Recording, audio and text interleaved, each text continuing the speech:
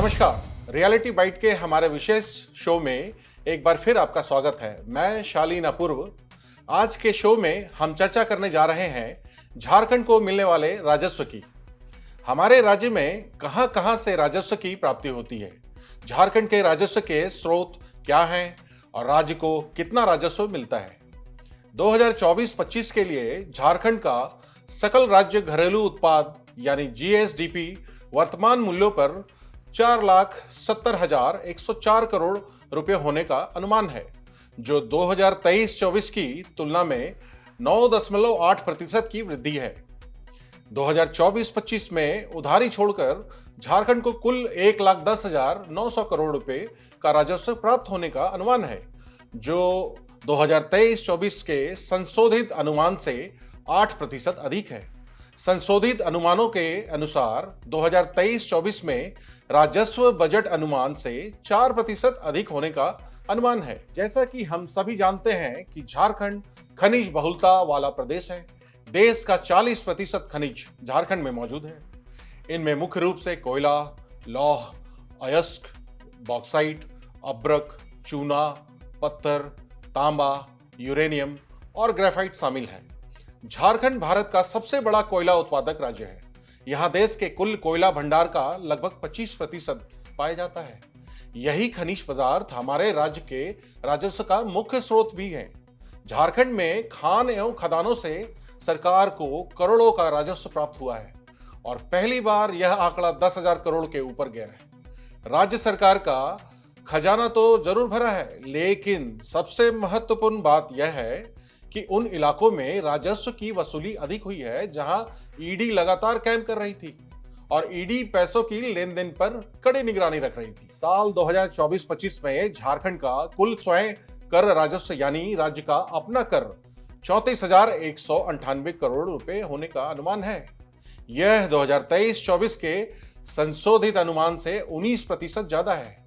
फिर एसजीएसटी है। साल 2022-23 में झारखंड में एसजीएसटी से राजस्व की प्राप्ति 10,450 करोड़ रुपए होने की अनुमान है। यह 2021-22 के संशोधित अनुमानों से 23% ज्यादा है। आंकड़े देखने, पढ़ने और सुनने में काफी अच्छे लगते हैं। ये आंकड़े और आकर्षक कैसे लगे, इस पर चर्चा की जरूरत है। हमारा राजस्व कैसे बढ़े और खनिज बहुल प्रदेश होने के बावजूद हमारा राज्य गरीब क्यों है, इस पर चर्चा की जरूरत है। इन सब बातों पर चर्चा के लिए आज हमारे साथ मौजूद हैं चैम्बर ऑफ कॉमर्स के पूर्व अध्यक्ष और प्रसिद्ध व्यवसायी किशोर मंत्री, रांची विश्वविद्यालय के इकोनॉमिक्स की हेड ऑफ डिपार्टमेंट डॉक्टर वंदना राय, समाज सेवी सत्येंद्र कुमार पासवान। तो आज का पहला सवाल मैं किशोर मंत्री जी से करूंगा। खनिज बहुल राज्य होने के बावजूद झारखंड पिछड़ा क्यों रह गया? खनिज बहुल क्षेत्र जो हमारा है वो पूरे देश का 40% रिजर्व है हमारे यहाँ जी, लेकिन कुछ नीतियाँ, कुछ नियत मैं कह सकता हूँ कि कहीं ना कहीं गड़बड़ी है। आज अबरक जो 2 लाख करोड़ का व्यवसाय दे सकता है, अबरक की खदानें बंद है जी, आयरन ओर का खदान बंद है, बॉक्साइट, यूरेनियम, गोल्ड, हर चीज़ हमारे यहाँ है, लेकिन उस खदानों का प्रॉपर मॉनिटरिंग नहीं हो रहा है। कुछ बातें केंद्र सरकार की ओर से फंसी हुई है, कुछ राज्य सरकार की ओर से। और उस विडंबना ये है कि हमारा स्टेट में जो इंडस्ट्री लगा हुआ है जी, उसका रॉ मटेरियल हमारे राज्य में उपलब्ध है, लेकिन हमको नहीं मिल रहा है जी, हम बगल स्टेट से ले रहे हैं जी। पिछले साल की मैं बात करता हूँ तो 9,500 करोड़ रुपया हम लोगों को रॉयल्टी के रूप में झारखंड को प्राप्त हुआ, जबकि बगल स्टेट उड़ीसा में 50,000 करोड़ रुपया उसको प्राप्त हुआ। तो ये विचारणीय विषय है। हमारा ये आपके माध्यम से ये कहना हो, मानना है कि इस पर सरकार गंभीरता से बात करे। बहुत सारी चीज़ें हैं, बालू जैसा चीज़ यहाँ पे उस पर मॉनिटरिंग नहीं है। 628 घाट है, एनजीटी लग गया है, उसके बाद भी हमने कहा कि आप इसको रेगुलराइज कीजिए ताकि जैसे एनजीटी हटे सारे राज्य में बालू की उपलब्धता हो, लेकिन उसमें भी कहीं ना कहीं प्रॉब्लम है। तो मेरा एक बड़ा राजस्व जो सरकार को प्राप्त होता है खदानों से, माइन से, मिनरल से, वो रुका हुआ है। जी जी, मैं डॉक्टर वंदना राय का इस पे आपकी ओपिनियन जानना चाहूँगा। जैसा कि अभी भैया ने बताया जी उसी को मैं आगे बढ़ाती हूँ। इसके लिए सबसे पहले राजस्व बढ़ाने के लिए नमस्कार सबको करते हुए मैं ये कहना चाहती हूँ कि वित्तीय प्रबंधन जब तक सुदृढ़ नहीं होगा जी तब तक हमारे पास लाख खादान हो या और भी राजस्व के बहुत सारे स्रोत हों जी और हैं भी, लेकिन जितना सरकार का राजस्व बढ़ना चाहिए वो नहीं बढ़ा और जी। न बढ़ेगा। जी। सबसे पहले मेरे विचार से साधन हमारा सीमित है। झारखंड में है खदान से बहुत बड़ा राजस्व आता जी है, जी लेकिन झारखंड प्रदेश कृषि पर भी निर्भर करता है। जी यहाँ का राजस्व कृषि पर भी निर्भर करता है। जी तो हर झारखंड सरकार का जो भी सेक्टर है, कृषि का हो, राजस्व का हो, कॉर्पोरेट जगत से हो, जिस भी क्षेत्र से राजस्व आ रहा है और आना चाहिए जी उसके पीछे हमको लगता है कि सबसे बड़ा चीज है वित्तीय प्रबंधन, जो नहीं हो पा रहा है। जी उसके लिए सरकार को सोचनी चाहिए कि कैसे हमारा प्रबंधन हो। जी जो वसूली का जो नियम है यहाँ, जी जी वो सही में काम कर रहा है कि नहीं। जी वहां पर जहाँ हर जगह लूपहोल्स दिखाई पड़ता है। जी कमर्शियल टैक्स डिपार्टमेंट का आप देखिए। जी मेरा तो स्पेशल विषय ही था टैक्सेशन और एंटरटेनमेंट टैक्स को हमको बहुत नजदीक से रिसर्च करने का मौका मिला। जी हमने यही पाया कि छोटा सा लेकर हम सैंपल के रूप में यदि देखते हैं जी तो हम देख रहे हैं कि यहाँ पर जितना सरकार को इस विभाग को चलाने में खर्च हो रहा है जी और इस क्षेत्र से सरकार को जो आय प्राप्त हो रही है वो नगण्य है। जी तो इसी तरह से हर सेक्टर में होगा जी कि वित्तीय प्रबंधन सही नहीं होने जी। के कारण तो इसके पीछे आ पा रही आपको है। इसके पीछे मुख्य वो कारण नहीं क्या हो पा लगता है आपको कि राज्य सरकार इसके लिए दोषी है या केंद्र सरकार की तरफ से जो सपोर्ट सिस्टम होना चाहिए वो राज्य को नहीं मिल पा रहा है, या क्या एक्चुअल ग्राउंड रियलिटी पे आपको आपके हिसाब से क्या ग्राउंड लेवल पर काम करने पर हमको यही मिला जी कि सरकार का भी दोष नहीं है जी और न केंद्र सरकार का दोष है। दोष हम में और आप में है, जो हम वसूली में बैठे हुए हैं। जी हर इंसान है। हम इकोनॉमिक्स के दृष्टिकोण से देखते हैं तो हमारा साधन सब है जी जो सीमित है, जी लेकिन उसको उपभोग करने वाले हम मानव हैं। जी मानव भी हमारा बहुत बड़ा संसाधन है जी जिससे आय और राजस्व प्राप्त होती है सरकार को। जी। इसका भी सही होना बहुत जगह तो आपका कहने का मतलब है मानव संसाधन को तरीके से उपयोग नहीं किया जा रहा है, नहीं। तो ये तो किसी न किसी की रिस्पॉन्सिबिलिटी बनती है ना मैडम। हमारी रिस्पॉन्सिबिलिटी हाँ, हम जो शीर्षक छोटे जगह स्थान से ऊंचाई तक जी जो बैठे हैं लोग, जी जी उसको सबसे पहले अपने लिए, सरकार के लिए, देश के लिए सोचना होगा। जी जिस भी हमारा ऐसा मानना, हम हो सकते हैं गलत हो, हमको ऐसा देखने में बहुत जगह मिलता है कि जहाँ पर वो बैठे हैं जी वो देश के लिए, राज्य के लिए बाद में सोचते हैं, पहले वो उनका विकास कैसे हो इस पर ज्यादा। यानी आप भ्रष्टाचार की बात कर रही हैं। भ्रष्टाचार तो डायरेक्ट नहीं बोलेंगे जी इसको, लेकिन इससे बचने की आवश्यकता है। सत्येंद्र जी, इस पे आपकी विचार। नमस्कार। जैसा भैया ने बताया, बहन जी ने बताई, देखिए यहाँ पे जितने कल कारखाने हैं अगर उसको सही ढंग से सुचारू रूप से लोग चलाएं तो हमें सबसे यहाँ का राजस्व के साथ साथ लगता है पलायन, जो पलायन हो रहा है। जब तक हम कल कारखाने यहाँ पे ज़्यादा से ज़्यादा चालू न करें तब तक मेरा राजस्व की प्राप्ति नहीं होगा। हम एक ताज़ा बता रहे हैं कि गढ़वा जिला में भवनाथपुर प्रखंड में सेल का माइंस लगा हुआ है जी। देख रहे हो 20 साल से बंद है जी वहाँ पे सैकड़ों 500 से ऊपर लोग बेरोजगार बैठे हो जी अच्छे क्वालिटी का डोलोमाइट, चाइना क्ले वहाँ पे खनिज पड़ी हुई है जी। लेकिन सरकार न जाने किस कारण उसको बंद रखी है। तो स्टील अथॉरिटी तो केंद्र सरकार के अंतर्गत है, उसमें राज्य सरकार क्या कर सकती है? देखिए ठीक है, केंद्र सरकार पर सिर्फ फेंक देने से नहीं होगा। जो चीज आपके पास क्या मूल कारण क्या है? ये जो आपने एक उदाहरण रखा, इसके इस तरह से डिफंक्ट होने का रीजन क्या है, मूल कारण क्या है? हमें तो मूल कारण इसमें ज़्यादा ये समझ में आ रहा है जी। कि अगर स्टेट गवर्नमेंट अगर उसको गंभीरता से लेकर के काम करे जी। तो हमें नहीं लगता है कि उस माइंस को चालू करने में कोई दिक्कत हो।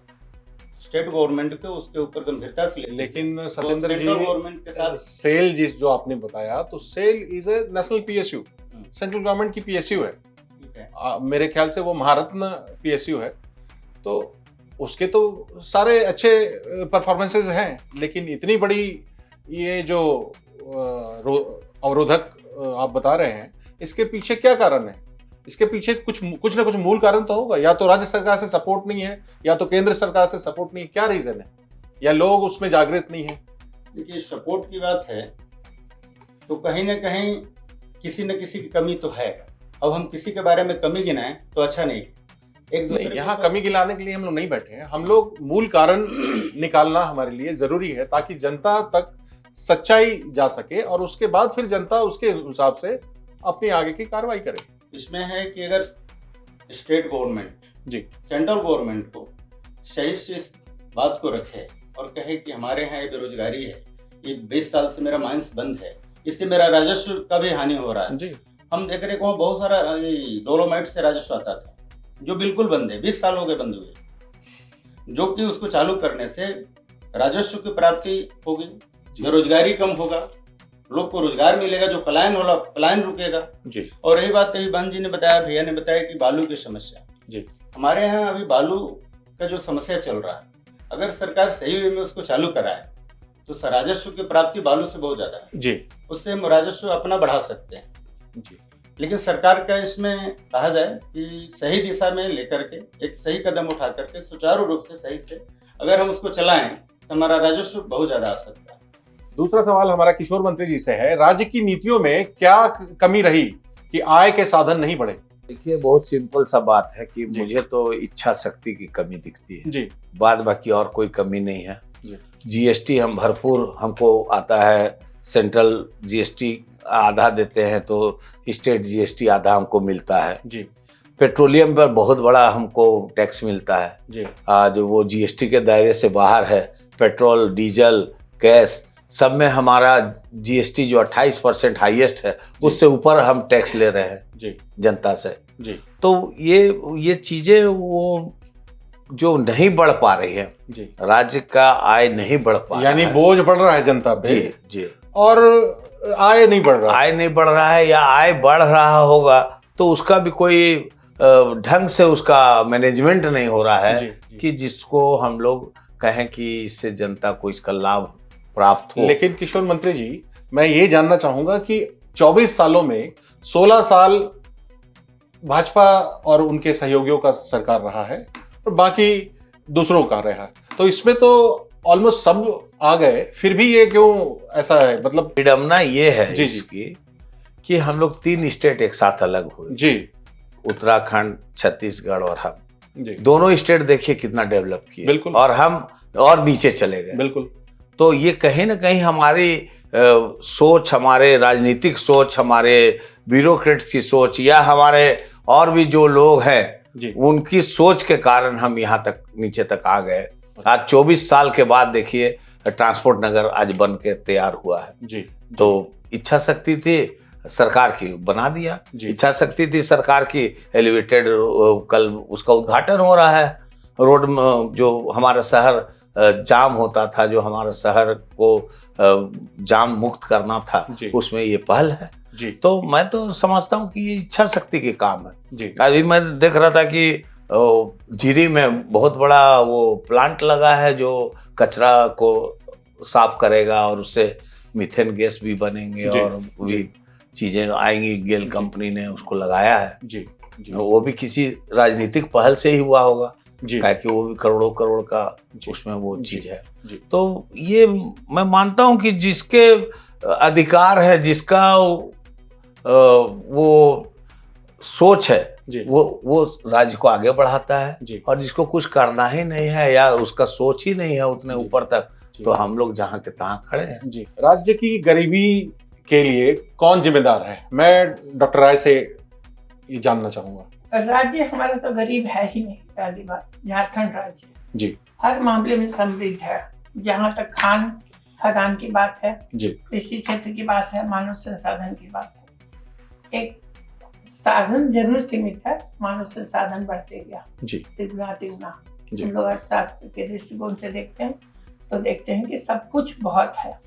हाँ, जिस गति से इसको हम लोग उम्मीद किए थे कि हम लोग बिहार से अलग होंगे, जी तो जिस गति से हमको बढ़नी चाहिए थी और समृद्ध होने चाहिए थे, वो नहीं हो पाया। जी उसकी गति को बढ़ाने के लिए बहुत सारा हमारे पास स्केल है, जिसको सरकार को और पब्लिक को, सबको इस सेक्टर में जाकर, जी खास करके वैसे लोग जो राजनीति के क्षेत्र से जुड़े हुए हैं, डायरेक्ट जी। इनडायरेक्ट, जी उनको सोचने की आवश्यकता है। जी और सबसे इसमें अहम मुद्दा हम देखते हैं शिक्षा। जी शिक्षा के क्षेत्र में जब तक हर व्यक्ति विशेष को क्योंकि उपभोग कौन कर रहा है? जी मनुष्य कर रहा है। जैसा बालू ही है या सोना है या अब्रक है या कोयला है, उसका क्या औचित्य है, क्या यूज है, किसके लिए? मनुष्य के लिए। मनुष्य हम लोग उसको दोहन करने में लगे हैं। जी हम उसका सही उपयोग नहीं कर रहे हैं। जी हमारा भी दायित्व बनता है मनुष्य का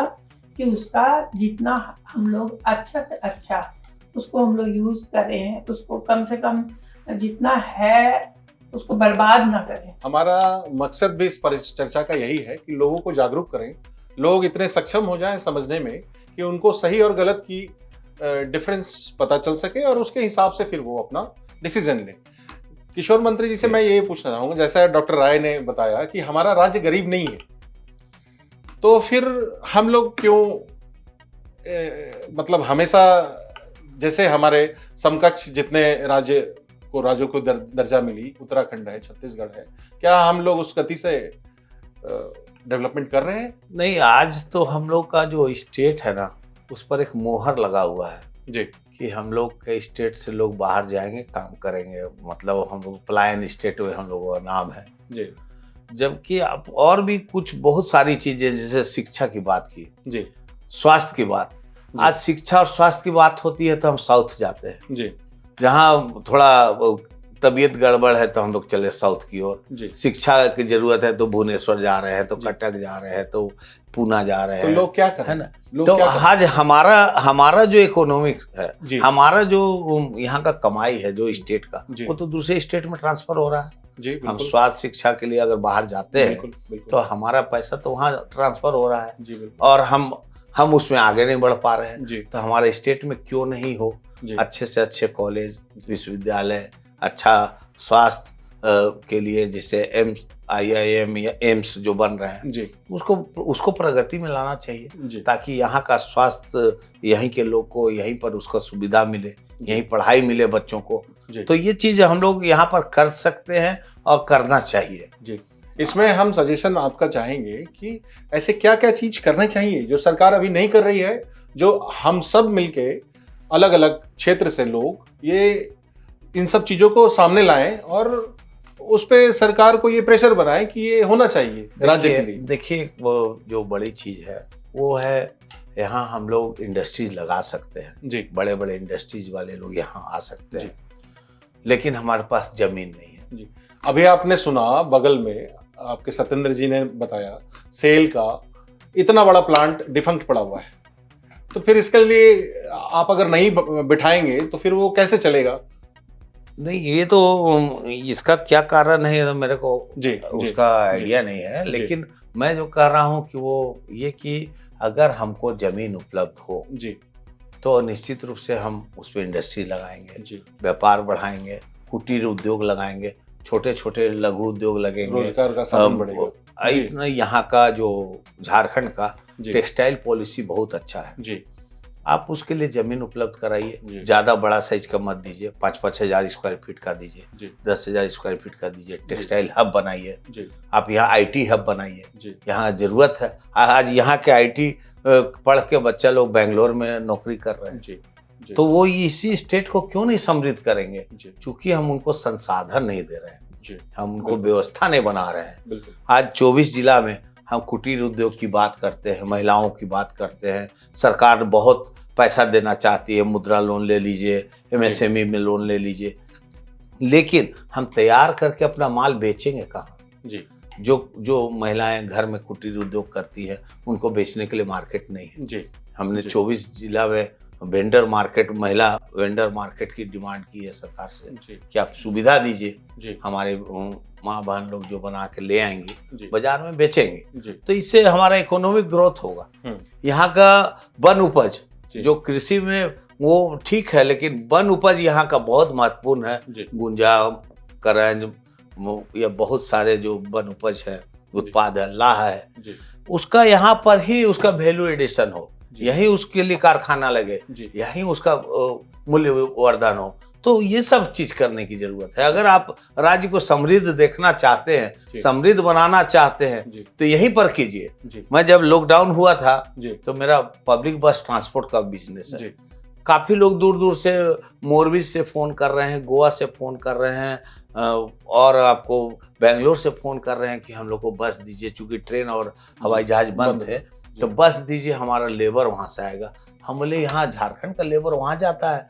बोला मोरबी वाला तो हमको बोला कि इतना सुंदर वो पेंटिंग करते हैं जी चाईबासा के पास के लोग, जी कि वैसा पेंटिंग कोई नहीं करता जो हम लोग टाइल्स में जो डिजाइन बनाते जी हैं, जी वो डिजाइन बनाने वाले लोग झारखंड में हैं। जी एक कंपनी ने फोन किया, वो रस्सी बनाने वाला, वो बोला देवघर साइड में हमारा बहुत जी बढ़िया लेबर है जो यहाँ महाराष्ट्र में आके रस्सी बनाता है, रस्सी का जाल बनाता है, बहुत सारा मछली और ये सब पकड़ने का जाल बनाता है, और वो सारा गुण इनमें है। जी ऐसा कई सेक्टर के लोगों ने हम लोग संपर्क किया जी और यहाँ के लोगों को लेके गए। जी तो जी। मैं समझता हूँ कि उसको चिन्हित करने की आवश्यकता जी। है। उसको वो संसाधन यहीं पर अगर हम दे दें जी तो फिर क्यों वो बाहर जाएंगे घर बिल्कुल, छोड़ करके। बिल्कुल, तो ये सब सारी चीजों पर, विषयों पर हम लोग को ध्यान देने की जरूरत है। जी हमारा स्टेट बहुत तेजी से विकास की ओर बढ़ रहा है और बढ़ेगा। जी अब वो बदल रहा है, अब लोग भी समझ गए हैं। अब जो लोग बाहर से आ रहे हैं वो भी काम करना चाहते हैं, और जो यहाँ के लोग हैं वो भी चाहते हैं कि अब इसी तरह संसाधन में हम कैसे आगे बढ़े। जी ये कवायद शुरू हो चुकी है, जी बस सरकार की पहल की जरूरत है। जी। वो एक कदम आगे चले, उद्योग और व्यापार वाले 2 कदम आगे चलने के लिए तैयार है। सत्येंद्र जी, आपसे भी यही जानना चाहूंगा मैं कि राज्य में आय के साधन कैसे बढ़ाए जा सकते हैं, आपके क्या विचार है इस पे? पहला बात कि यहाँ पे हम जो भी धंधा लगाए, छोटा कुटीर उद्योग वगैरह लगाने की बात जो भैया ने बताया, जी तो सही बात है कि हमें मार्केट देना पड़ेगा। जी हमारे यहाँ इच्छा शक्ति की कमी नहीं है, जी लोग के अंदर इच्छा शक्ति बहुत ज्यादा है, जी कुछ करके दिखाने की इच्छा शक्ति बहुत ज्यादा है, लेकिन जब वो करते हैं तो उनका कोई मार्केट नहीं मिल पा रहा है। वो माल बेचे कहाँ बेचे, जिसकी वजह, जैसे मान लीजिए एक छोटा सा डेयरी उद्योग है, जी डेयरी उद्योग लोग खोल रहे हैं, लगा रहे हैं, हम्म, लेकिन वो दूध जब उत्पादन हो रहा है तो उनका सही से मार्केट नहीं मिल रहा है, हम्म, वो दूध को कहाँ बेचे। जी जी उसका उनका मार्केट अगर मिलता है तो डेयरी उद्योग भी आज देखिए फ्लॉप होने क्या कारण है, मार्केट नहीं मिल रहा।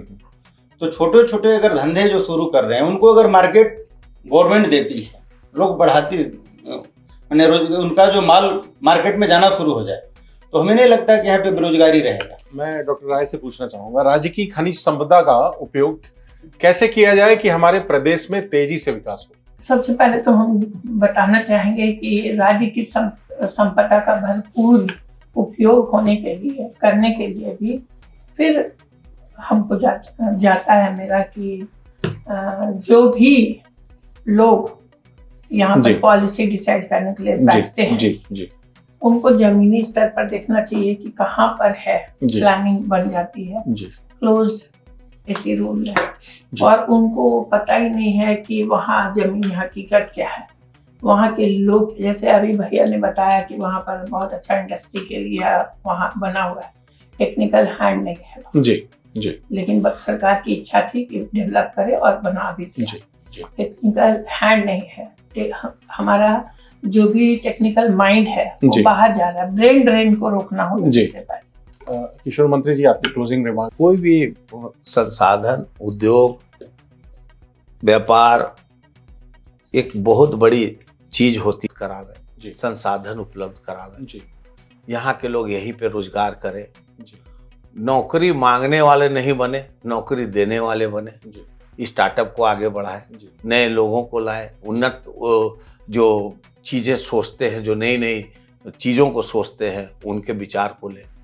और मिलजुल करके राज्य का विकास करे। जी जो हो गया उसको भूल जाए, जी आगे की गति और आगे की सुधि जी, लेना जी, चाहिए। जी और मैं समझता हूँ कि अभी देर नहीं हुआ है। अगर पहला कदम ही जो है वो थोड़ा मुश्किल होता है, फिर चल पड़े तो चल जाएंगे। जी इसलिए सबको मिलजुल करके राज्य के विकास की बातें सोचनी चाहिए और सरकार को भी सोचनी चाहिए। सरकार एक कदम आगे बढ़े, मैं बार बार इसी बात को दोहरा रहा हूँ कि एक कदम वो आगे बढ़े तो जनता और यहाँ के राज्य के निवासी 2 कदम आगे बढ़ने चलने के लिए तैयार है। इसी के साथ हमारे पैनलिस्ट लोगों ने अपने अपने विचार रखे और इसी विचार से हम सब ये सहमत जरूर होंगे कि यहाँ पे हर तरह के संसाधन है, हर तरह के टैलेंट है, बस ज़रूरत है उनको एक जगह रेगुलेट करने की और एग्जीक्यूशन प्रॉपर करने की।